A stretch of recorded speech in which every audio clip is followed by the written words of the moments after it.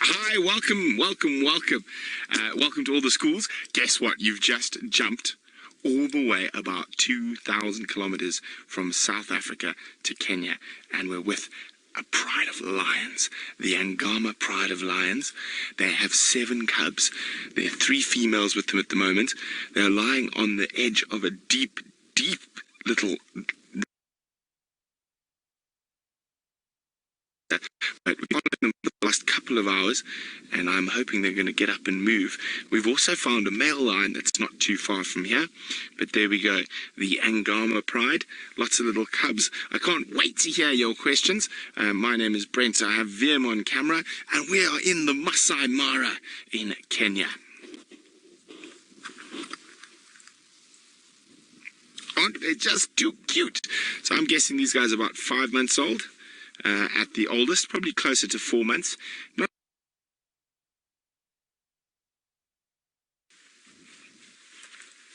Well, Jamie is searching for a male leopard, Hosana, one of our favorites. We've got the first glimpse of a male lion, one of 4 that lord over this northern part of the Mara Triangle. And they don't really have a coalition name yet. Now, they also go across the river to the Marsh Pride. Now, I'm just going to try to show you quickly because he's snoozing. Okay, so pretty much behind that line of trees, there's some very green area there, and that's the famous marsh where the Marsh Pride tend to hang out. And as I said, this is the coalition that's over the Angama Pride, and they're an offshoot from the Marsh Pride, and he is a big, beautiful boy. And there he is. He's not too far from the females and cubs, probably about 200 meters, maybe not even that far, but he is being very, very lazy, and he hasn't moved since we found him, and he's probably not going to move too much.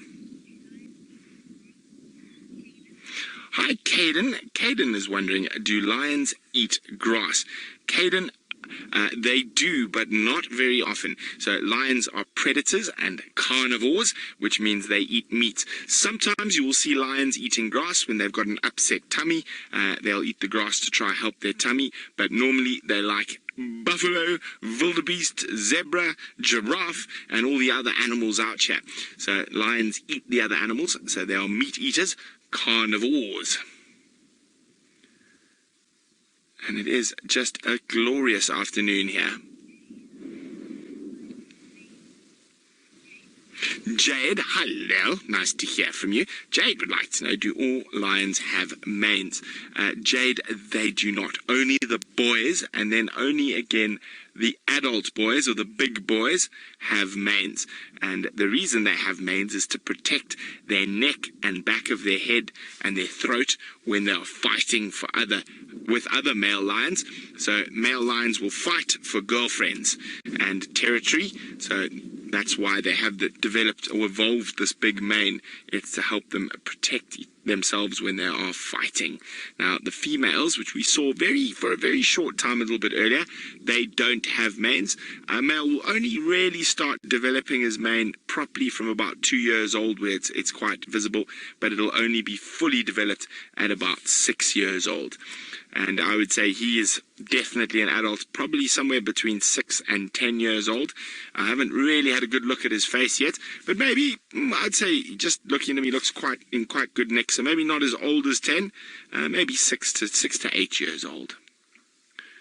And he's doing what lions do best at this time of the day, and that's snooze. So a male lion will probably sleep for about 20 hours a day, every day, and only move around for 4 hours. And generally that is after dark, or when it's cool in the early morning and late afternoon. So there is a possibility he might get up and move soon. So we're not going to move too far. I think we're just going to keep going up and down between him and where the females and the babies are, and I'm hoping they're going to join together later. Now, Gage is wondering how fast are lions. Gage, they're really fast, but they can only be very fast for a short period of time. Gage, they can do up to about 20 meters per second, but they can't keep it up for very long. So very, very fast is the answer. Much faster than you, me, or Usain Bolt. I'm just trying to see if the lionesses have started moving back towards us. Now we're going to make our way back towards where the females and the babies are, but while we do that, James has got the little five, or a member of the little five, who's named after the big five lion.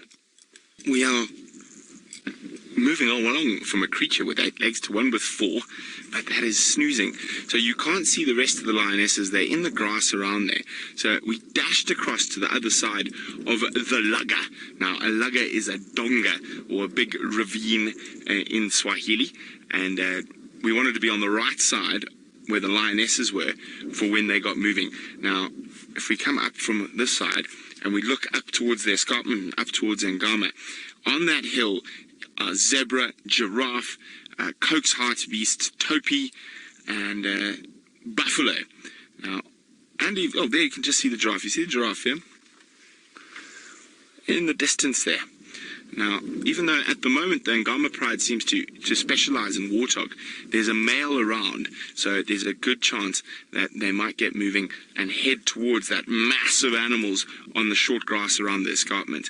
And we just wanted to be on the right spot to follow them when they got moving, because I think what they're going to do is move towards this little road we're on and then head up towards the escarpment. Now, the cubs are still running around. They pop up and about every now and then, and I'm hoping they will pop up onto that termite mound again and join one of the adult females. Now, you've always got to be quite careful, because to get around this lugger, we had to go a long way, and I just hope that one or the other lionesses haven't snuck off, so I'm constantly scanning around.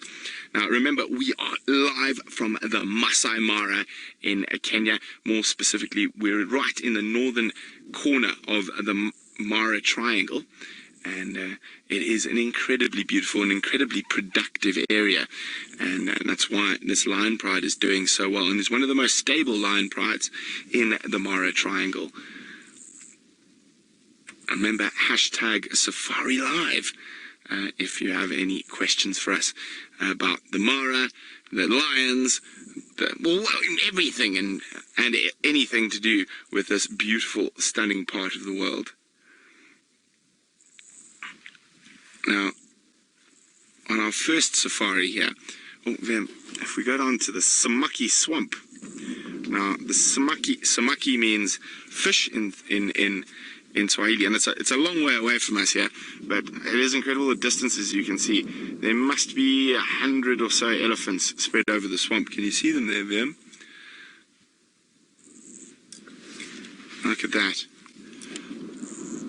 Now, we were actually on our way down towards the Samaki swamp till we found the lions, and quite a few of them are looking quite hungry, so we decided to wait it out with the lions. And I'm sure we will get to show you the Samaki swamp in the next couple of days. I'm very excited to just show you every single new area, and it is just the most beautiful, beautiful, beautiful place. Well, Karen says it is so gorgeous here. Kenya is definitely on her bucket list. Well, Karen, maybe you'll see Viam and I bombing around the Mara, looking for lions and leopards and cheetahs and other creatures.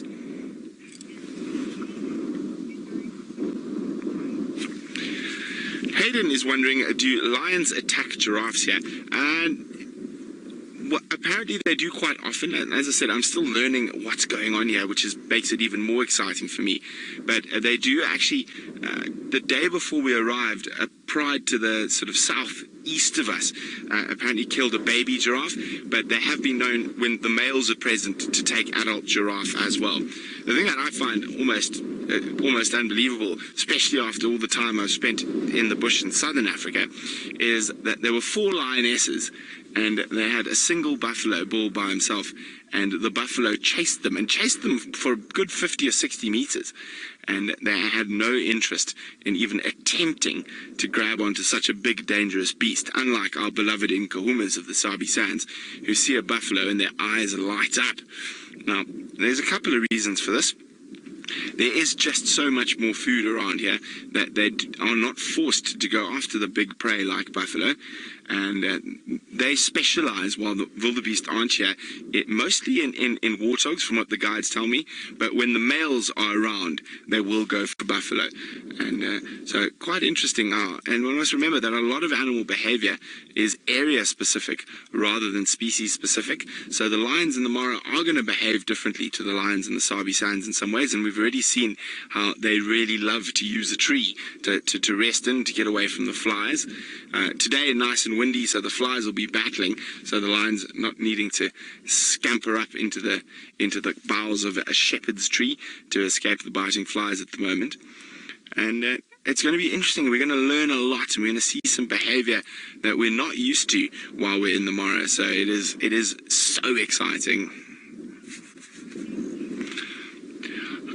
Hi, Monique, who's in London. Monique is wondering, have I seen Scarface, the very famous male lion, yet? I have not.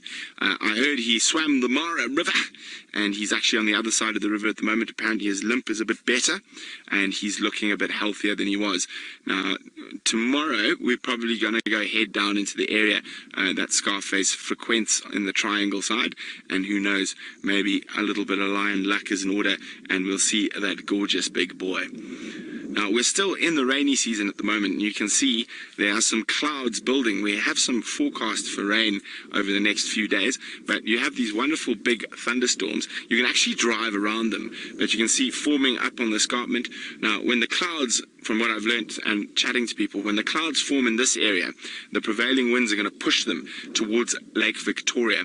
But when the clouds form to the almost directly north of us or northeast of us, the rain is going to hit us. Now, I actually could see some rain a bit earlier. It looks like it's dissipated. So often you'll just see these patches of rain, and you can actually plan your safari to avoid the rainstorms as you drive around. Of course, you do get the great deluges that you cannot avoid at any cost, but we are all prepared, don't worry. We won't get too wet. The cameras and equipment definitely won't. Oh, it's so beautiful. Hello, James. James is asking, besides the shepherd's tree, what other trees are common there? Now, I'm still learning the trees, but some of the bushes and stuff I know. Have you got that tree there, Vim? One to the right of the lioness.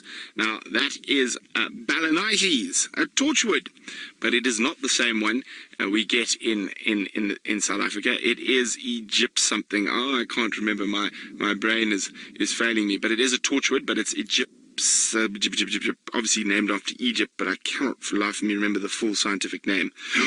Naughty Brent, I'm going to have to beat myself and scold myself and get back to my books later. Now, and along the river, it's very interesting. You've got Walburgias and Egyptia. There we go. Thank you, Master Henry and Djuma. You've got Walburgias, you've got different species of Diospyros, which is a jackalberry, and Acacia tortilis, which is another one we know. And we've even got woolly caper bushes, the most common little bushes that we're seeing around here. So we do know those ones from back home. And one of the exciting things is learning all the new trees. Now, there's a whole host of croton species. There's about 5 different species of croton, and which are the common name is feverberries, and they are generally up around the edges or in any rocky areas or cliffs. That's where you're going to find the crotons. And there's just so many different trees to learn, and it is so wonderful. What have you spotted, Vim? Just looking at the trees. Now, almost all of those are Balanites, and of course we're sitting in a great open plain, but why don't we go see what the open plains of Cheetah Plains have in store for Tristan. Look at that incredible cloud bank, and it looks like most of that rain is going to be pushing through to the west towards Lake Victoria. We're still playing the patience game with the Angama pride. We can still only see a single lioness. The rest of them are lying in the long grass, and she's fast asleep on top of a termitaria. She got a little visit from a cub for about a split second before the cub went off. And, well, I know I'm live, but it seems like I've lost comms with final control. Oh, her head's up. And hopefully this could be the beginning of the move, of the hunt.